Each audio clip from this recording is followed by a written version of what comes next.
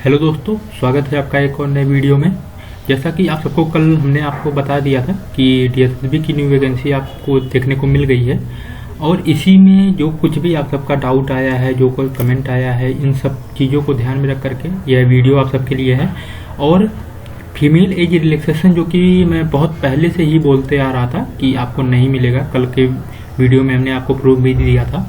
जिन्होंने अभी तक नहीं देखा वो जाकर के देख लें, ठीक है। और उसका इफेक्ट क्या होगा, कोर्ट केस वगैरह जो प्लानिंग चल रही है उसकी वजह से क्या एग्ज़ाम मतलब होने में समय लग जाएगा या फिर वैकेंसी कैंसिल हो सकती है, ठीक है। यदि नहीं तो कब तक एग्ज़ाम होगा, फिर इम्पोर्टेंट डॉक्यूमेंट क्या है, मतलब इन सारी चीज़ों पर आज हमारा पूरा ये डिटेल डिस्कशन होने वाला है, ठीक है। तो अभी तक जिन्होंने चैनल को सब्सक्राइब नहीं किया है, चैनल को सब्सक्राइब कर लीजिए, बेल नोटिफिकेशन जरूर ऑन कर लीजिएगा, ठीक है।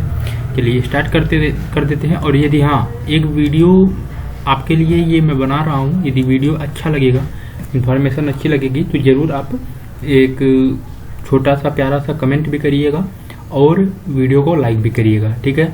चलिए सबसे पहले मैं डिस्कशन कर लेता हूँ कि आपका जो एज रिलैक्सेशन को लेकर के बात आई है उस पर, ठीक है। और जो आपका कमेंट है वो भी मैं आपको बताऊँगा, ठीक है। फीमेल एज रिलैक्सेशन को लेकर के आपका यदि बात करूं, ठीक है, एज रिलैक्सेशन, ठीक है, जो कि इस बार आपको मतलब मैक्सिमम 30 ईयर ही रखा गया है। मतलब जो पहले 10 ईयर का आपको एज रिलैक्सेशन मिलता था वो इस बार नहीं मिला, ये है। लेकिन मैं आपको बता दूं कि जो भी बच्चे हैं जो कोर्ट केस करना चाहते हैं, उनका मतलब ये प्लानिंग है कि उनको मिलना चाहिए, ठीक है। देखो मिलना चाहिए, किसका गलत हुआ है किसका सही हुआ है, मैं तो कहता हूं कि आप सबको पहले से ही पता था, क्योंकि जो आर आया था उसमें ऑलरेडी ये लिखा था, समझ गए। जो न्यू रिक्रूटमेंट रूल आया था उसी में लिखा था और आप सबको तभी स्टैंड ले लेना चाहिए यदि आप लेना चाहते थे, समझ गए। लेकिन आपको जैसा पता, मैंने लास्ट वीडियो में बताया था कि डीएसबी ऑफिस भी बहुत सारी फीमेल कैंडिडेट गई थी जिन्होंने वहाँ पर बात भी किया, तो उनको सारी चीज़ें डिटेल में दिखाई गई कि क्या प्रोसेस होता है, क्या सारी चीज़ें होती हैं। एलजी साहब से वो परमिशन भी मिला है, मतलब सब कुछ उनको प्रूफ दिया गया था, ठीक है। ऐसा नहीं कि सिर्फ मौखिक रूप से वो जो लिखित डॉक्यूमेंट था वो भी दिखाया गया था। वो वहाँ से उस चीज़ पर संतुष्ट होकर के वहाँ से निकली थी, उन्होंने कोई स्टेप आगे नहीं लिया, ठीक है। तो इस वजह से भी कोई चीज़ें नहीं है। और दूसरी चीज़, जब जो भी प्रक्रिया थी वो कंप्लीट हो गई है। देखो आप कोर्ट केस करना चाहते हो आप करो, ठीक है। कोर्ट केस आप करना चाहते हो उसको करिए, कोई दिक्कत नहीं।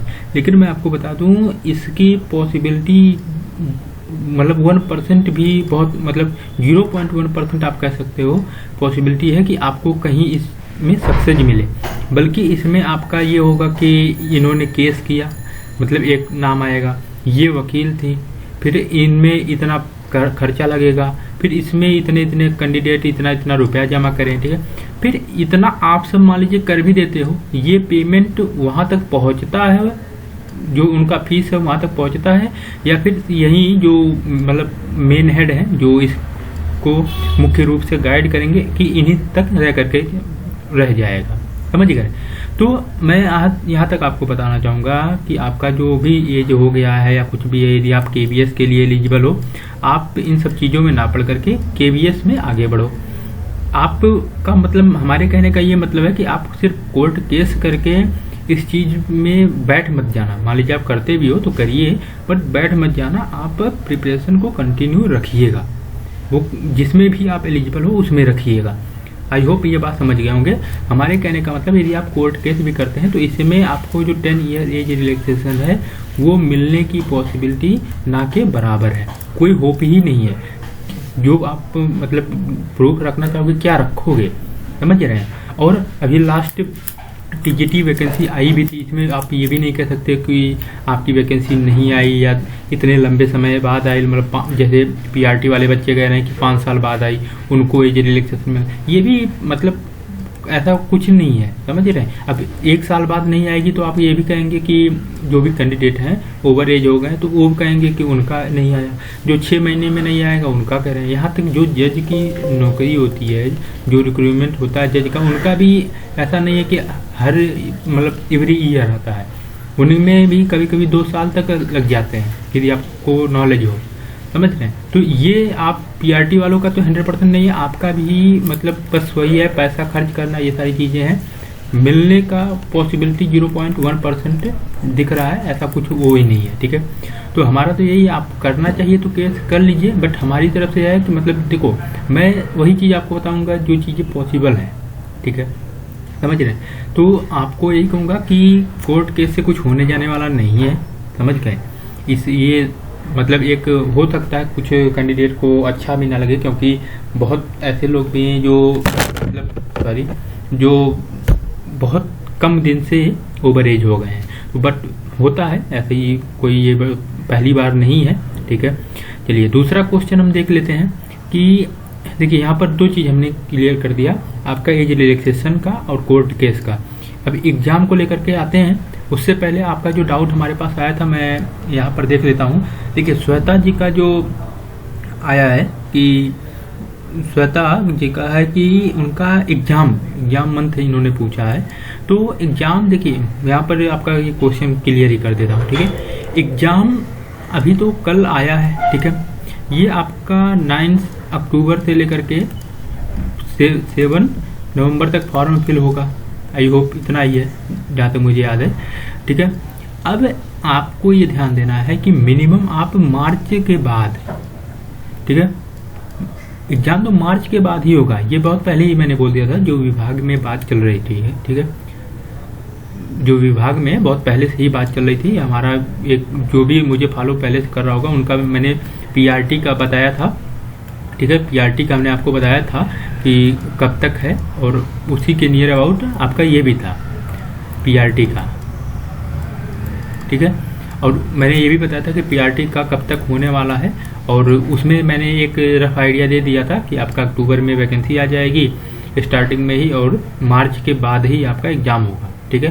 लेकिन अभी ये फिक्स नहीं है, बट आप एक मान करके चलिए कि आपके पास देखिए नवंबर का मंथ है, अभी तो अक्टूबर का भी आप समझिए, अक्टूबर प्लस नवंबर प्लस दिसंबर, ठीक है, प्लस जनवरी, ये 4 महीने जो आपके हैं, ये 4 महीने फिक्स हैं। आप ये समझिए, मतलब इसमें फरवरी भी है, लेकिन मैक्सिमम मतलब ये 4 महीने तैयारी जो आपका सिलेबस है, मिनिमम आप 4 महीने में ख़त्म कर ही लीजिए, ठीक है। वैसे आपका एग्जाम मार्च के बाद ही होने वाला है, मतलब 6 महीने कम से कम आपके पास हैं, बट आप ये समझ के लीजिए कि मार्च में आपका एग्जाम है, क्योंकि आपको पता है डीएसएसबी इस बार कैसे एग्जाम लिया, खूब खींच करके, समझ रहे हैं। तो आप भी इतना मान करके चलिए कि 4 महीने में आपको खूब प्रिपरेशन करनी है, मार्च मंथ का एक्सपेक्टेड करके, ठीक है। आपका यही था कि एक्सपेक्टेड मंथ आप पूछ रही थी, ठीक है, एक्सपेक्टेड मंथ आप पूछ रही थी। तो आपको मैं बता दूं कि मार्च के, सॉरी चलिए समझ लीजिए, मार्च मंथ है, ठीक है, मार्च के बाद, ठीक है, आफ्टर मार्च, ठीक है, आफ्टर मार्च आपका एग्जाम होगा। आई होप ये भी आपका डाउट क्लियर हो गया होगा। इसी के साथ साथ एक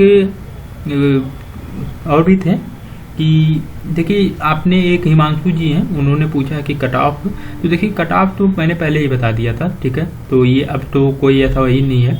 हाँ, एक चीज़ यहाँ पर और है जो आपका परसेंटेज को लेकर के है कि कंसर्न सब्जेक्ट में या फिर कैसे परसेंटेज का इसमें पूछा गया है। देखिए मैं आपको बता दूं, एक सिंपल सा आप फंडा समझ लीजिए, क्या है ना कि जैसे इन्होंने जो हमारे पास मैसेज किया है वो एसएसटी से है, ठीक है, टीजीटी एसएसटी। अब इसमें आप ये ध्यान दीजिए कि एक जैसे आपने जो भी किया है, ठीक है, मान लीजिए आपने बीए किया है, एक मैं ऐसे नॉर्मल रख करके चल रहा हूँ ग्रेजुएशन में, ठीक है। आप ग्रेजुएशन में टोटल यदि आप ये देखिए कि क्या आपका जो परसेंटेज टोटल बन रहा है वो 50% से ऊपर है, यदि है तो ठीक है। इसके साथ साथ एक बार आप ये भी देखिए कि क्या जो आपका मतलब मेन यही है, आपका ओवरऑल 50% बनना चाहिए। इसमें ईएमआरएस की तरह नहीं है कि आपका हर सब्जेक्ट में ऐसा कंपलसरी नहीं है कि जो आपने सब्जेक्ट मतलब जिस सब्जेक्ट से फॉर्म फिल कर रही हो उसमें आपका 50% हो, ऐसा कंपलसरी नहीं है, ठीक है। इसमें आपका टोटल मतलब बीए में आपका 50% होना चाहिए, ऐसी बात कही गई है। आई होप बात समझ गई होंगी, ठीक है। इसके साथ साथ ये भी है कि यदि एक बार आप ये भी चेक कर लीजिएगा, बट बात इसमें यही है। और इसके साथ जो नेक्स्ट हमारा क्वेश्चन आया है, देखिए आपने अपना सब्जेक्ट भी लिख करके भेजा है, बट आप ये ध्यान दीजिए कि जो मैं एक एग्जाम्पल के माध्यम से बता दिया, और आपने ये तो लिखा नहीं है कि ग्रेजुएशन में आपने किया क्या है, बट जो भी आपने किया है ग्रेजुएशन में, यदि आपका 50% है, ठीक है, टोटल, तो आप एलिजिबल हैं, तो आप भर सकती हैं, उसमें कोई दिक्कत नहीं है, ठीक है। और इसी के साथ साथ एक और क्वेश्चन आया था कि उनका जो क्या नाम है, सॉरी मुझे याद आ रहा, हाँ, वो 4 दिन ज़्यादा हो गई थी, एज उनका फीमेल थी, वो 4 दिन ज़्यादा हो गई थी। अच्छा, मैं एक चीज़ और भी इसी में आपको बता दूं, जो 4 दिन ज़्यादा, वो उन्हीं से मुझे याद आ गया। जैसे कोई भी कैंडिडेट है, ठीक है, चाहे वो मेल हो या फीमेल हो, कोई भी हो, ठीक है, यदि आपकी एज, जैसे मान लीजिए आपका इसी 9 अक्टूबर से फॉर्म फिल हो रहा है, ठीक है, और आपका मतलब 11-12 अक्टूबर को आप 30+ हो जा रहे हो, ठीक है। आपको ये ध्यान देना है, ये नहीं सोचना कि ये नोटिफिकेशन आ गया है तो अब तो कोई दिक्कत नहीं है, हम बाद में भर लेंगे, नहीं। यदि आप 11 या 12 अक्टूबर को ओवर एज हो रहे हो तो उससे पहले आप फॉर्म फिल कर लीजिएगा, मतलब कि 9 अक्टूबर को ही आप अपना फॉर्म फिल कर लीजिएगा, समझ गए, ये आप ध्यान दीजिएगा। देखो इससे कुछ होने वाला नहीं है, क्योंकि आपका जो एज काउंट होगा वो 9 अक्टूबर से हो सकता है पहले काउंट हो, उसमें कोई दिक्कत नहीं है, ठीक है। ऐसा नहीं कि मतलब आपका यदि आप 13 अक्टूबर को भरोगे तो आपका फॉर्म सबमिट नहीं होगा, हो जाएगा, लेकिन ये आगे थोड़ा सा समस्या क्रिएट करती है। आई होप बात समझ गए होंगे। तो आपका यदि मान लीजिए 12 को कंप्लीट हो रहा है, 30 पूरा हो रहा है, तो आप 11 को ही फॉर्म फिल कर दिए। अपनी तरफ से ऑलवेज मतलब समस्याओं से दूर रहना चाहिए, ठीक है।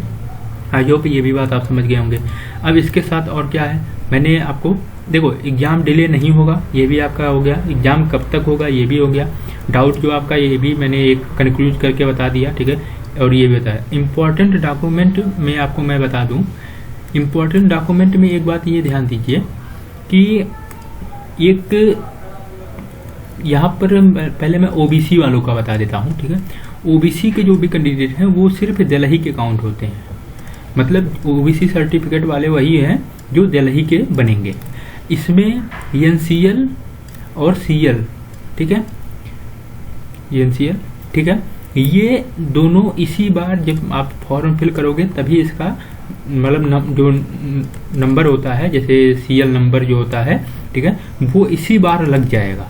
मतलब पहले क्या होता था, पहले डॉक्यूमेंट में लगता था, जब डॉक्यूमेंट वेरिफिकेशन होता था, ठीक है, वेरिफिकेशन होता था तब लगता, लेकिन नहीं, आपने पीआरटी में भी देखा होगा, इसी तरह से इसमें भी होगा कि आपका लग जाएगा। जिनका भी अभी तक नहीं है वो अप्लाई करा दें, ठीक है, 10 से 15 दिन मैक्सिमम लगते हैं, आपका बन करके आ जाएगा। आप ये मत सोचिएगा कि चलो अभी नहीं है, कुछ भी फिल कर देते हैं बाद में करा लेंगे, उससे आपका मतलब यदि मान लीजिए भगवान करें आप सेलेक्ट भी हो जाओगे तो डॉक्यूमेंट में बाहर कर दिए जाओगे, ठीक है। तो अभी आप अप्लाई कर दीजिए, आज ही आप देख लीजिए, यदि आपका डॉक्यूमेंट वैलिड नहीं है तो आप अप्लाई करा दीजिए, कल ही करा दीजिएगा, आपका 10 से 15 दिन में आ जाएगा। आपके पास 1 मंथ का समय है, ठीक है, 1 मंथ बहुत ज़्यादा होता है आपके लिए, तो ये चीज़ आप ध्यान दीजिएगा।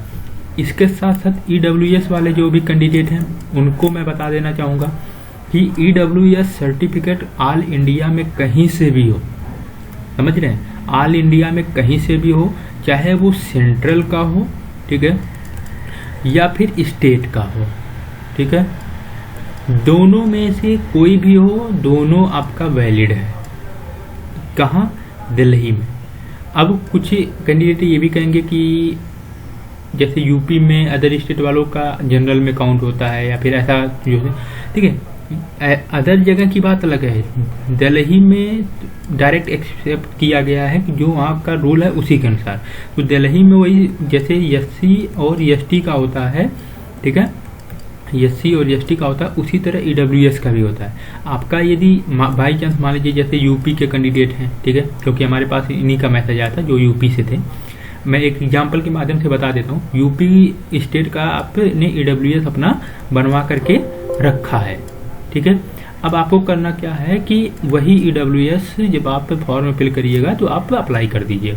लेकिन ये ध्यान होना चाहिए कि ये जो EWS आपने बनवाया है ये कब का होना चाहिए, ये 2025 में बना हुआ होना चाहिए, जिसमें आपका जो फादर्स का इनकम दिखाया जाता है वो 2024 की बेसिस पर दिखाया जाता है, ठीक है।